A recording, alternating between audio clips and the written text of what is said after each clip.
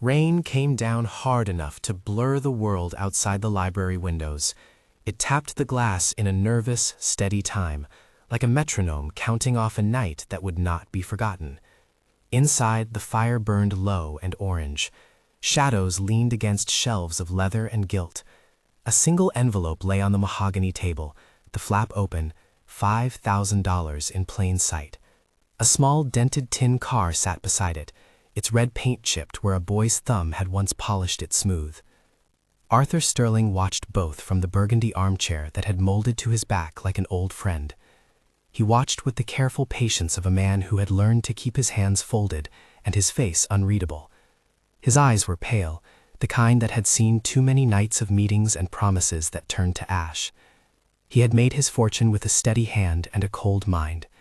He had also, over the years, become sure of one thing: people took what they could get. Tonight he wanted proof. He wanted the certainty of a betrayal laid bare across his library table. He left the money in the open. He left the toy where a child would notice it. He closed the ledger of his life behind him and let sleep pretend to live in his bones. He listened for the sound he expected: the tiny scrape of a shoe as it crossed the Persian rug, the soft rustle of a coat, the quiet shred of conscience being burned away in a single small motion. He had reasons to expect it. Years earlier, his eldest son had argued loudly at the dinner table about the price of appearance. Another had taken a business decision that cost honest partners their savings. He had watched nephews and cousins hover like gulls. Wealth, Arthur told himself now, was a freight that revealed the true shape of people. Put temptation in plain sight, he thought, and he would see them for what they were. The house, in other respects, knew how to keep secrets. It smelled of lemon polish and boiled coffee that never fully cooled. It smelled of lavender and the faint metallic tang of the fountain pen Arthur used to sign checks, as if signatures could anchor the world. Tonight, the storm made the walls feel thin. Faces seemed to be drawn toward the windows like moths to a far-off light. Sarah pulled her coat tighter around her shoulders. The house reflected her the way a mirror reflects a posture: practical, steady, hands that had learned to move without being asked. She had been with Arthur Sterling for 12 years, longer than any of the children she had watched grow up and cross the threshold of the estate into the world. She had learned where the good silver lived, and which curtains liked to be dusted in quick diagonals. She had learned how to greet riches without pretending to them. She was also a mother.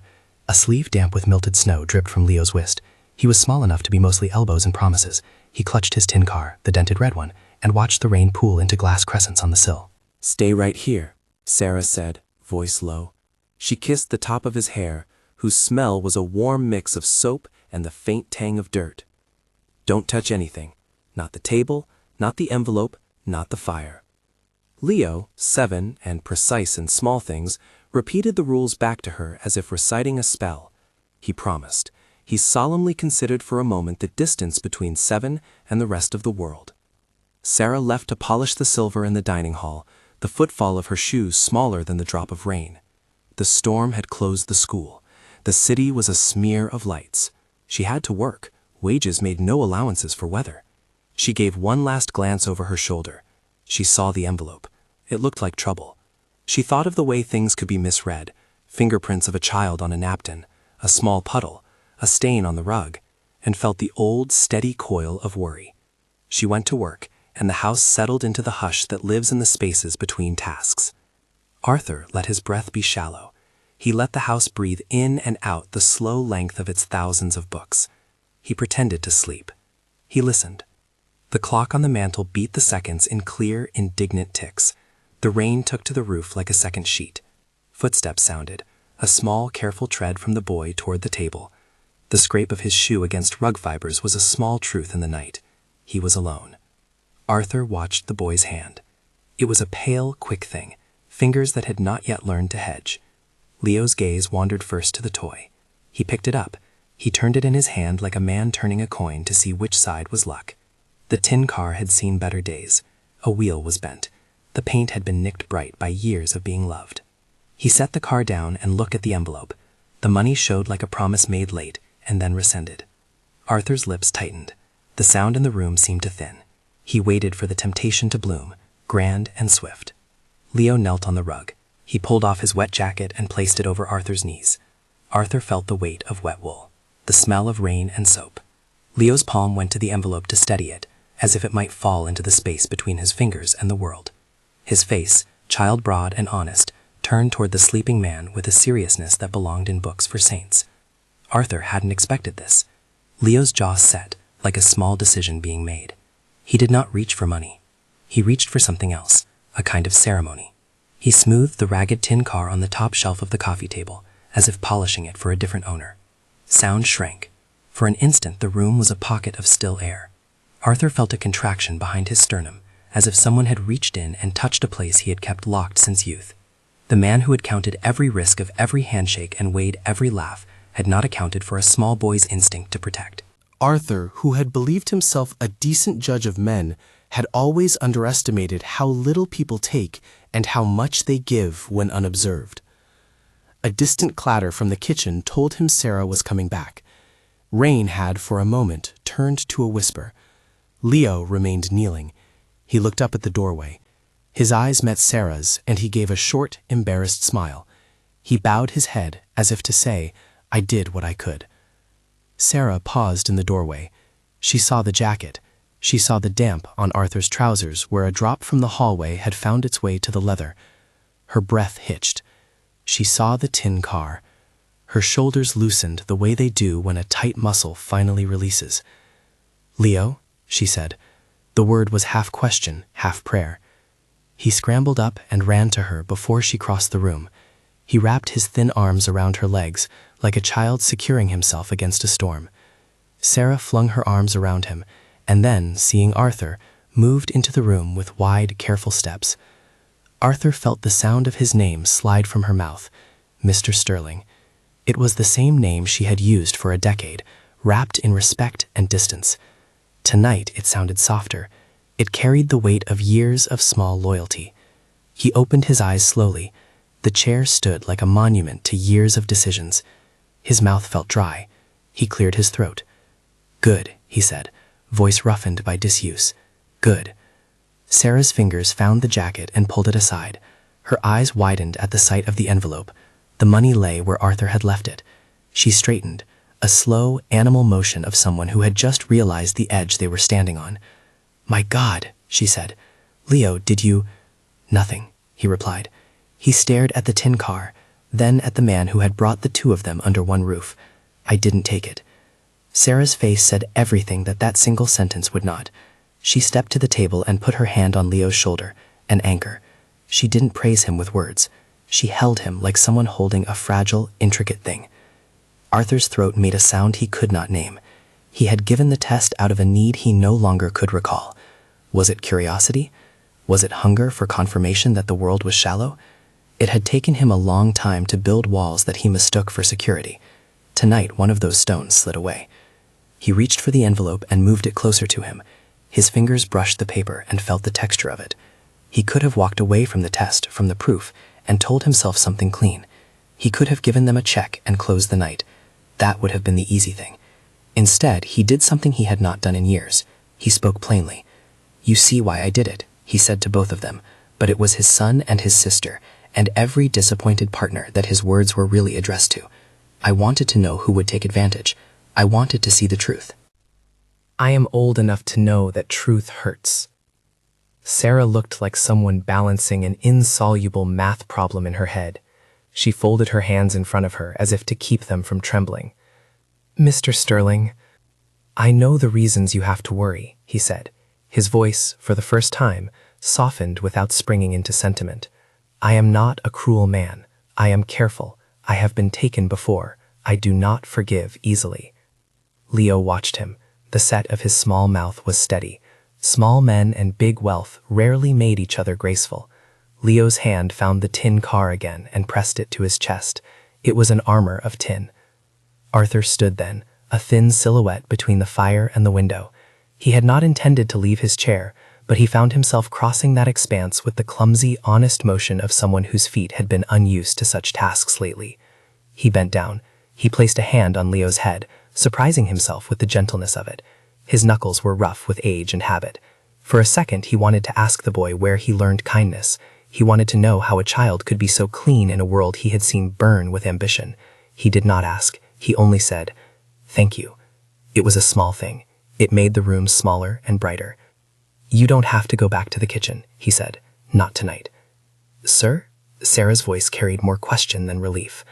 Arthur looked at her. He opened the envelope and took out a sheet of paper, an old-fashioned check written in a spidery hand and a note. He had prepared for this moment more thoroughly than any of them imagined. He had rehearsed distrust like a prayer, but he had not rehearsed what to do when the answer came in the form of a child's wet jacket and a toy. He handed the money across the table to Sarah. It was not a great sum by his standards. It could have been a pittance, a trick, an insult, but the act mattered more than the amount. He wrote another number on the check, a larger, quieter figure, and looked up. "This is for the immediate," he said. "Pay what you need. Keep a roof. Send him proper shoes. This," he tapped the second figure, as if the action could summon stability. "This is for schooling, for his future." Sarah's breath caught. She looked from the paper to the man who had been so careful, who had made a test out of a single night's temptation, and yet somehow had found himself moved. She swallowed and nodded as if she had been given a strange and sudden gift, then waited with the knowledge of what gifts mean. Leo watched all of it with the sober face of the young. He had not expected thanks. He had only expected to do what felt right. Arthur, for his part, tried to be practical. He started making lists in his head. Names to call, accounts to move, schools to meet. Beneath the lists was a smaller thing, an ember. He had always thought of himself as the kind of man who could wield influence without letting pain through. Now he found himself wanting to use that influence for something that was not merely advantage. He looked down at the tin car. It sat on the table like a small planet orbiting the paper and cash. He picked it up. The metal was cool and rough where Leo's thumb had polished away the paint. Arthur turned it in his fingers. Then, without pretense, he did something even he did not expect. He put that tiny car into his jacket pocket. "No," Sarah said softly, a protest that was half gratitude, half dismay. "Mr. Sterling, you can't." "You gave it to me," he said simply. "I want to keep something to remember." It was the sort of sentence that would have read as small in a bill of sale. In life, it landed like a quiet bell. Sarah's hand hovered at the edge of the table, as if she could pluck the car from his pocket with the force of will. She did not. Instead, she straightened and placed a palm on Leo's head, and then folded her hands together tightly as if to hold a prayer safe inside. Arthur cleared his throat. He had done a thing he had not planned on. It was not purely charity that moved him, not entirely. There was also this strange human satisfaction of discovering that his instincts were wrong. He had expected traps and taken comfort in cynicism. The satisfaction of being corrected felt almost holy. "Tomorrow," he said, surprise softening his voice, "I shall speak with the headmaster at St. Bartholomew's. He's an old friend. He'll take the boy. He will teach him languages, mathematics, things useful. I can arrange a tutor if necessary. And if there is more, if this boy shows me he is of a kind I think worth helping, then more will follow." Sarah bowed her head, and for a moment Arthur saw the entire future of a small family in the way her shoulders unknotted. She did not know what to say that would be enough for what she felt. "Sir," she said, "you don't have to." "I know," he said again, "but I will." There was a pause long enough for the fire to hiss. Rain kept time on the panes. The clock ticked, impartial. Arthur felt for perhaps the first time in a long time that his wealth could be a tool rather than a fortress. It was a dangerous thought. Generosity instincts and arrogance live near one another. He could imagine ways the help would be spun into something ostentatious, a story told at luncheon over candles. He could also imagine it done quietly, a slip of the world rethreaded without the fanfare his name often required. He chose the quieter. "Keep the boy's car," he told them. The sentence might have surprised them more than the money had. "But let me see how he uses that chance before I make any grand promises. If I see promise, I will fund more." Sarah's hand moved reflexively towards Leo. She did not know what the future held. She had learned over the years to accept small mercies and not to expect them to last. But even a morning's respite recalibrated the world. Arthur stood by the window and watched the rain. For the first time that evening, he allowed himself to remember the way his own father had once had no money and had still taught him how to iron a collar properly. Memories came up like fish to the surface. A laugh that had been honest. A small hand that had held his in the dark. He let that memory sit with him like a small, warming stone. He made more plans out loud. A tutor, a scholarship fund if he shows aptitude, a job when he's older, within the house if he wants. The world can be ugly, but it does not have to be fatal. Sarah looked at him in a way that asked whether he truly meant it. Arthur nodded once. There was a slight tremor in the motion, like a man lifting a weight he had not carried in a while. That night, when the house settled and the storm thinned to a softer scrape on the shutters, Arthur watched Leo fall asleep on the library couch with the dented car clasped in his fist. He removed it from his pocket and with slow, careful fingers smoothed out the bent wheel a little. He could not fix the paint nor make the metal new, but he tried something small. He tightened the screw on the axle until it turned smooth again. It was, in all his life, the smallest repair he had ever made to anything of consequence. When he placed the car back into the boy's hand, it felt like a promise. Arthur told himself he would keep to the practical list he had started. He would not become foolish. He would not let sentiment collapse his resolve. Yet the thought of the boy's small face filled something in him that had been hollowed by years and meetings and betrayals. He had expected to prove the world's baseness. Instead, it had shown him a different truth. The smallest acts often illuminated the largest lies.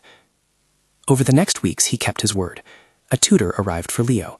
Sarah found the hours in the morning to breathe a little more.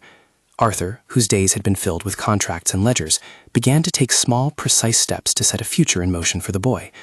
He sat across from the tutor in the quiet of the study and said nothing, only watched how the boy's pencil moved, how his eyes caught on the layers as if he were catching fire. But the change in Arthur was not instantaneous. Old habits resist. He still closed doors with certain deliberation. He still measured the room for danger. There were nights when old suspicions surfaced, and he would check drawers and files as if the house were still full of traitors. There were other nights, though, when he would sit in the chair with a book and find himself reaching for it and finding that he could not read because of the thought of a small face sleeping with a dented tin car in his grasp. Word moved in small, cautious circles through the house. The elder children heard a rumor that their father had become sentimental. They scoffed. The nephews muttered about the estate and its future. Greed, like a long stem, had not been cut. It had merely been distracted. Arthur ignored the jabs. He intended, privately, to shape the world as his conscience allowed. He would not, he told himself, spend money to buy virtue. He would, however, use his position to open doors that otherwise stayed closed. But not everyone was as impressed as the tutor. The older son called 3 nights later and asked directly, in a voice that was flat and cunning, whether the man had lost his mind. He demanded his share of attention, a tone that suggested the world owed him deference. Arthur listened to the voice and felt a cold belt tighten across his chest. He told the son, politely and with the correct legal phrases, that he was an adult and that the house would do as the house had always done. He kept the boy's schooling moving forward. He might, he thought, have been naive to be surprised that entitlement bristled. He had been surprised nonetheless. The house hummed with small, ordinary life. Leo learned multiplication and the proper way to tie a tie. He practiced reading aloud and watched Arthur study arrangements in the old books, sometimes asking a question that made Arthur look up as if struck. One evening, months into this new arrangement, Arthur sat in the chair and rolled the tin car between his fingers. He had found a softening in himself that both surprised and frightened him. There were fewer nights when he slept with the ledger close by, and more nights when he read poetry aloud without meaning to. He was cautious, of course. Caution had built his life. But he was also being taught, by the smallest teacher he could imagine, that generosity could be a bulwark rather than a liability. Sarah watched this transformation with a careful joy. She had spent years carrying the house and the boy and their small dignity. Now there was room in the morning for a long breath. What Sarah could not know was that the change in Arthur had another layer, more complex. He had begun to think about legacy in a way that was not strictly about numbers taped to a ledger. He kept a list at his desk not just of accounts but of names that mattered. He thought of lawyers and wills, not yet in the cold way of someone who counted the days until the end, but in the deliberate way of someone who wanted to make the right small, heavy decisions before he could not. He did not make grand promises. He did not sign contracts that would alter lives overnight. He started instead with something small and certain, a place in his house, an education for a child, and a note in a drawer that, in time, might be found by those he trusted. He thought perhaps the right way to shape the future was not to yell across dinner tables, but to place a single, honest thing in a small, plain form. For Arthur, the test had been a spark. For Sarah and Leo, it was a turning point. The house seemed calmer. Small corners were brighter. Leo slept more easily. He stopped waking in the night with dreams of being blamed for every mistake he could imagine. Still, news travels. The siblings and cousins, the ones with hands used to quick claims, began to watch. Some laughed softly at the idea of Arthur taking up charity, as if it were a hobby to be tried and discarded. Rumor leaked into the rooms like a draft. A rich man had taken a fancy. It was, they said, a mood that would pass like any other. Arthur ignored the chatter. He had learned to keep the butter of his attention where it served best. He continued to make small arrangements, a tutor, some classes, a promise of sponsorship that would be formalized only if the boy proved steady. He was not building a monument. He was placing stones. On the anniversary of the night when the rain had fallen hardest, Arthur called Sarah to the study. She came curious and cautious, hands folded. Leo stood just outside the doorway, the tin car in his pocket like a talisman. He was taller now, all elbows growing into something leaner.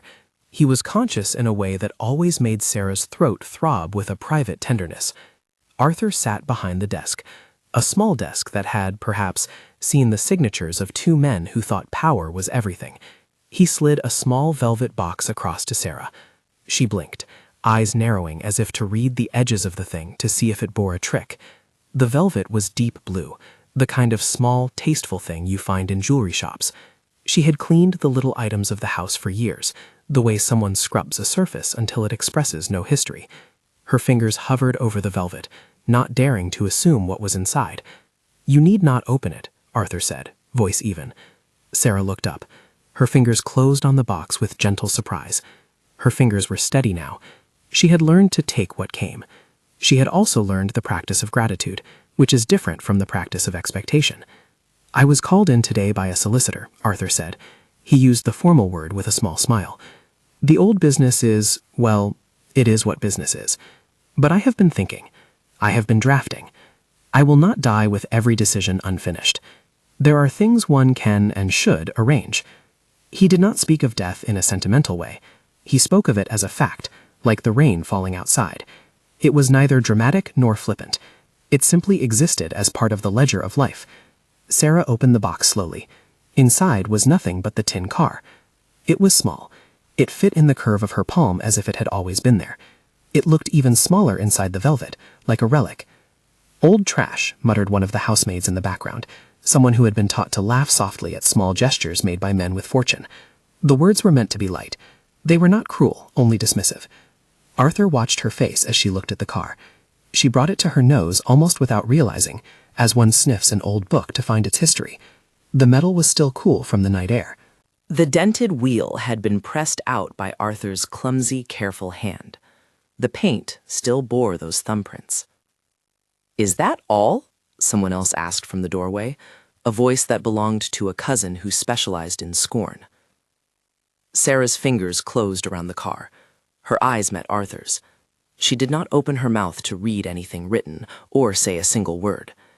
The air held tight. Arthur could have kept his cards to himself. He was cautious enough to have done so. But he had decided that some truths should be held in hands, not in ledgers. He reached into his desk and pulled out a single folded note. It was a letter, the sort that had no legalese but plenty of intention. He slid the letter into Sarah's hand. "Read it," he said. Sarah's hand trembled less now than it had when Leo was small. She unfolded the paper carefully and read aloud, because the room required the name of a thing to make it real. "To Sarah Sterling," she read. "To Leo Sterling. To anyone who will keep this honest. To the one who gave me something when I had nothing. This house is a shape, not the sum of its rooms. I leave it to the person who understood what wealth should be. I leave it to the one who acts as if tomorrow matters enough to be kind today." Voices rustled like leaves. The cousins laughed at first, sharp, automatic. They expected the punchline of a will to be money parceled into neat forms. They imagined legalities and the lawyers' bland faces. They saw a velvet box and thought of trinkets. Sarah did not smile. Her throat worked around the next lines. "You are named in what I have here," she said, voice small. "Leo is named in what he will receive. Not because he was the only good thing in my house. He was not the only kind person. But because he showed me that what I had feared was not the whole truth." The room cooled. The cousins' laughter died like embers under a damp finger. They shifted, subtle as a cat sensing a storm.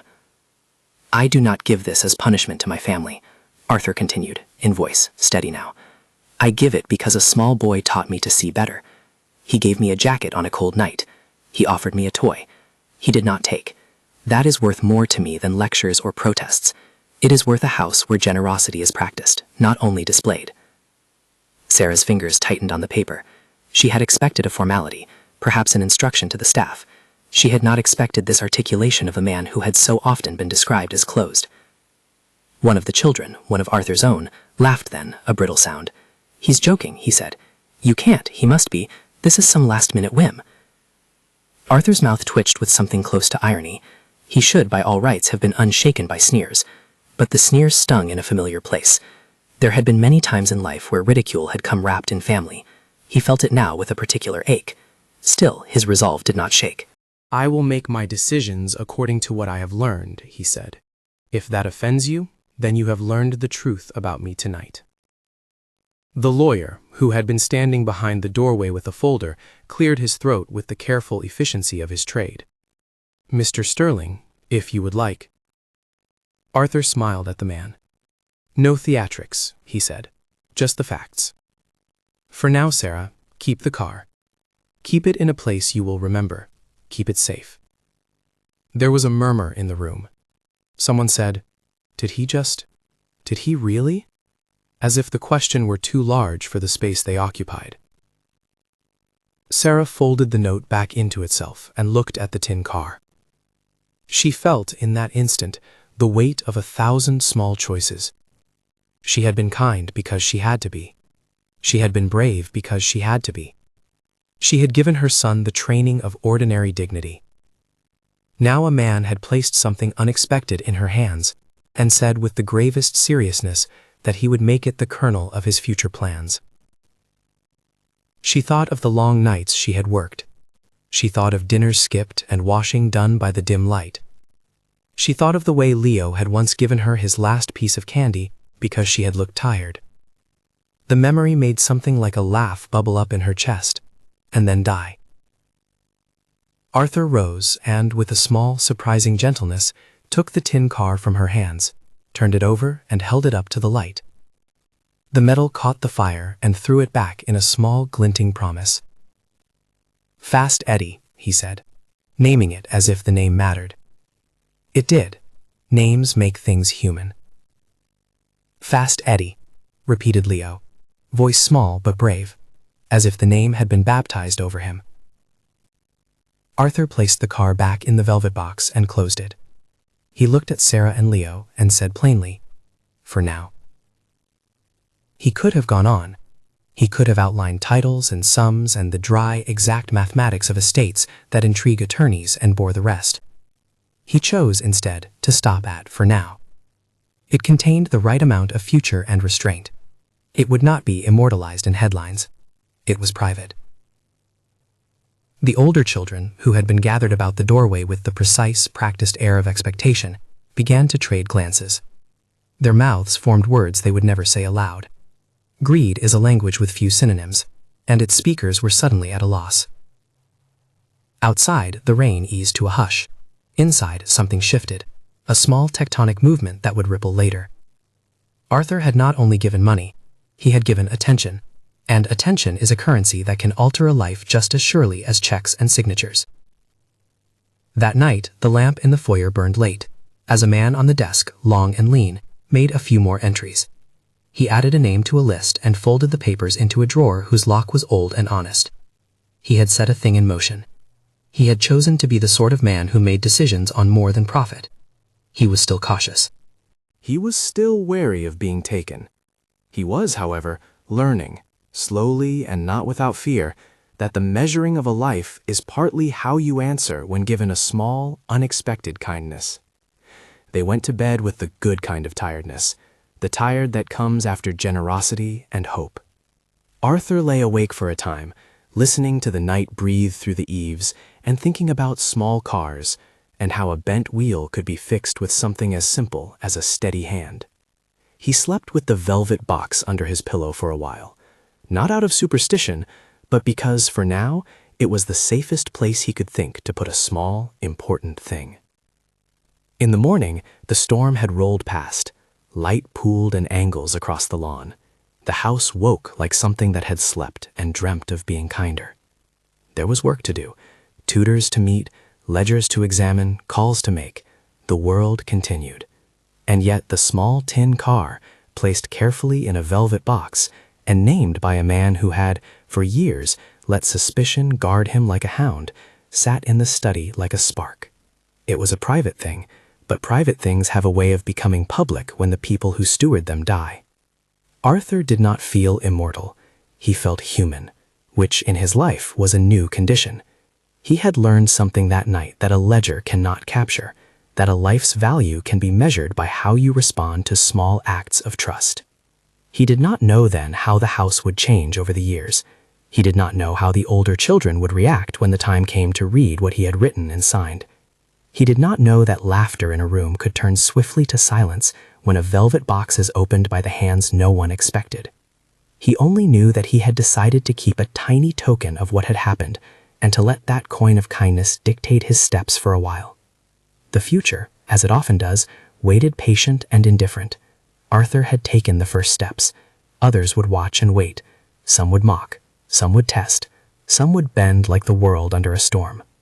But for the first time in many years, the house had a different heartbeat, one that matched a small boy's steady breathing, as the child slept with the idea of school on his mind and the image of a man in an armchair who had, unexpectedly, learned to say thank you. Years stitched themselves into months, and the months into a quiet architecture of days.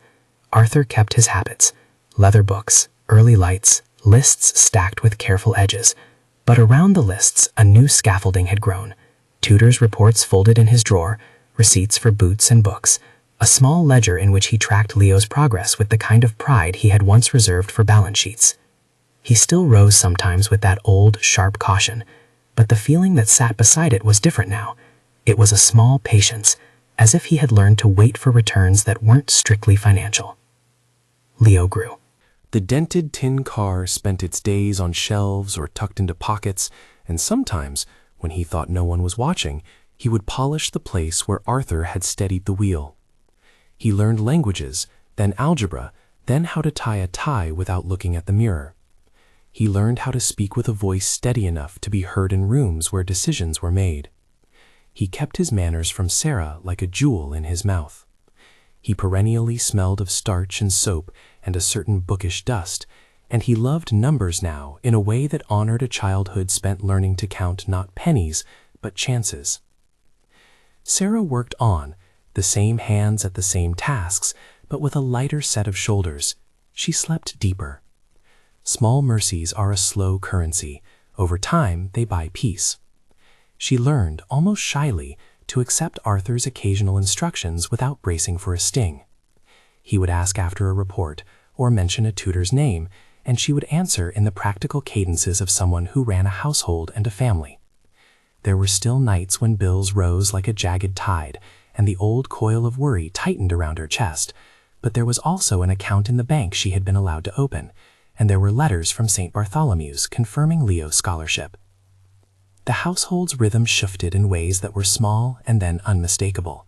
Curtains stayed open more often. The gardener left fresh bulbs by the side door. Arthur found that when he entered rooms, he was less on the lookout for cunning and more apt to listen for laughter. The older children grumbled in corners, passing brittle jokes over brandy, measuring their father's change with the same instruments they used to measure wine. Privilege is a language of expectations. When those expectations falter, the speakers become noisy. Years made gentler changes to Arthur's face. He no longer filled his days with a compulsive arrangement of accounts. He still kept the house's business in order. He had the sort of discipline that could not be shed overnight, but he also spent afternoons watching Leo practice, or had the tutor bring a problem he had not solved himself. Greed's watchmen hawked in the hallways, yes, but their voices were smaller, more human when Arthur was in the room. Time, as it will, took the most certain thing from every man. Arthur's breath began to thin on the stairs. Small things, an afternoon's tiredness, a cough that lingered, revealed that the ledger of life was not infinite. He met with doctors in the private, civil way. He met with men whose duty it was to tell truths. He accepted their verdicts like one accepts weather. There was no bravado. There was instead a clear-eyed sorting. What to finish, what to hand over, what to entrust. He wrote then, in the steady, spidery hand he had always used for signatures. He added names to lists that were more than accounts. A tutor's name, a charities board, a trustee. He consulted Mr. Henderson, who had been the kind of lawyer who kept his expression like a sealed page. He made provisions that felt to him like small acts of justice, enough to give dignity to those who would follow, not to punish those who would not. He thought, with an earnestness that surprised even himself, about how his money might do more than simply sustain a life. He wanted it to open doors the way a teacher opens a mind. When the day came that Arthur did not rise from his chair, he was not surprised. He had practiced an end with the economy of a man who knew the cost of uncertainty. He had also practiced gratitude. He had made that gratitude a form of work, not a show. The house felt a different kind of quiet then, the patient, purposeful hush that follows the turning of a page in a heavy book. The funeral was dignified and restrained.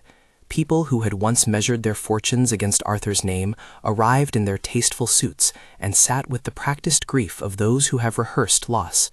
Leo stood a little apart, his hands folded, the dented car folded away in his jacket pocket like a secret.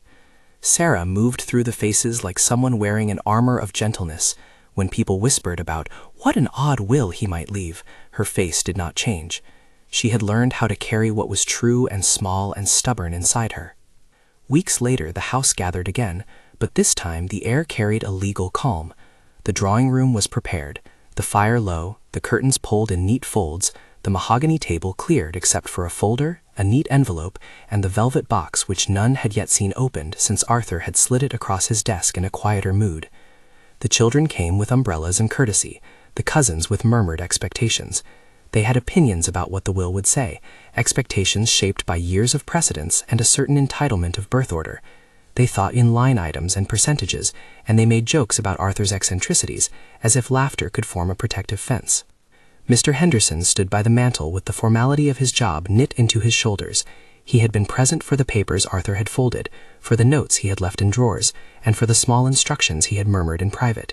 He cleared his throat in that precise way lawyers do, a small ripple of authority. As requested by Mr. Arthur Sterling, Mr. Henderson began, I will read the principal provisions. There were perfunctory lines about personal effects and standard bequests, small sums for house staff, money set aside for the gardener and the tutor. These were the things that lubricate households. Then the room changed like someone drawing back a curtain.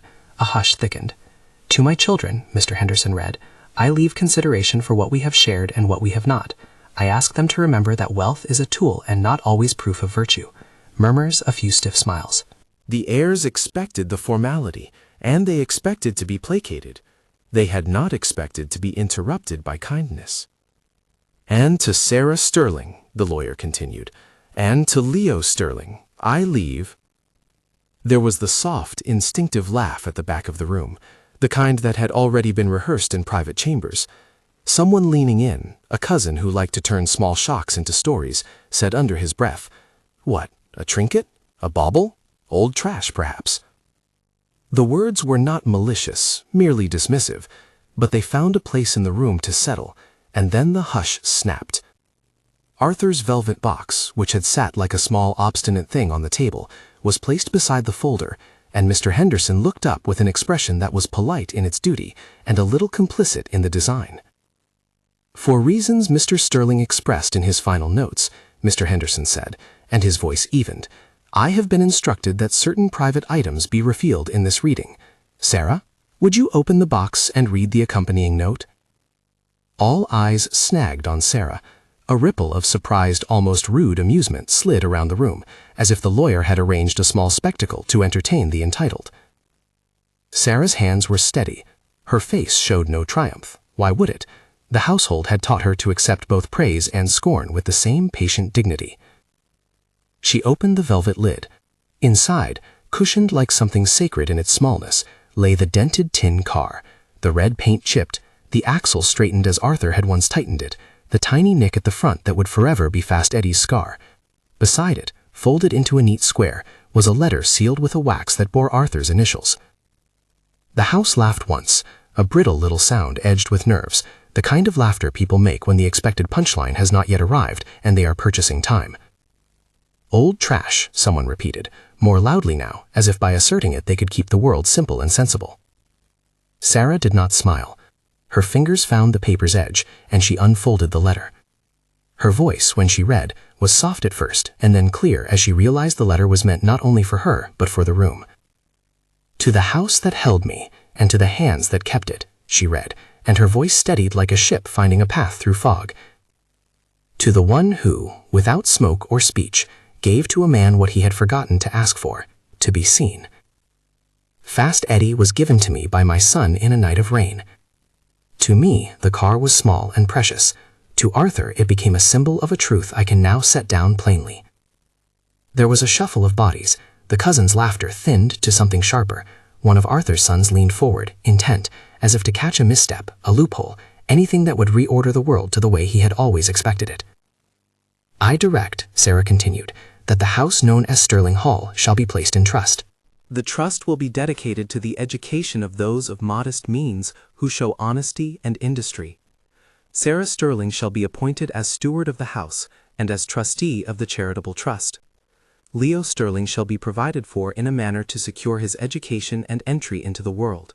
Further, when he reaches an age of maturity, he shall have guidance in deciding the trust's future allocations.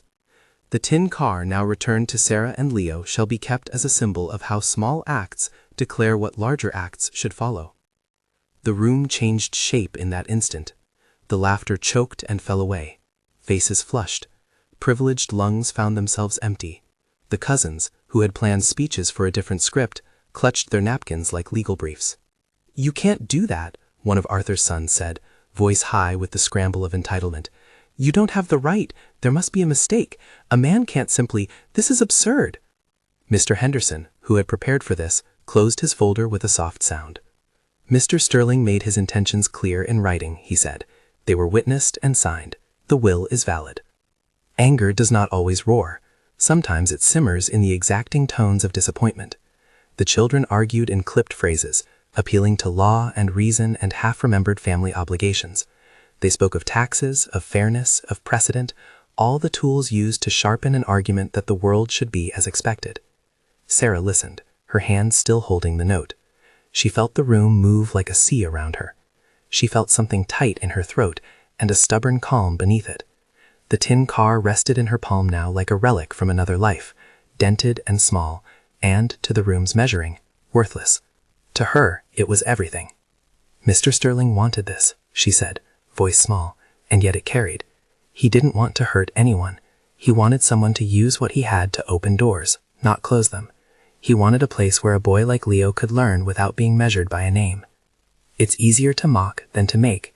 It's easier to name someone foolish than to take their place and bear the work their vision implies. The children argued until the attorney reminded them that contests of estate take time and money, and sometimes only prove the bitterness of those who file them. Outside the house, the sky had taken on that washed, honest blue that follows a storm. Inside, the velvet box sat on the table sounding that same small note it had all along. This was not about trinkets,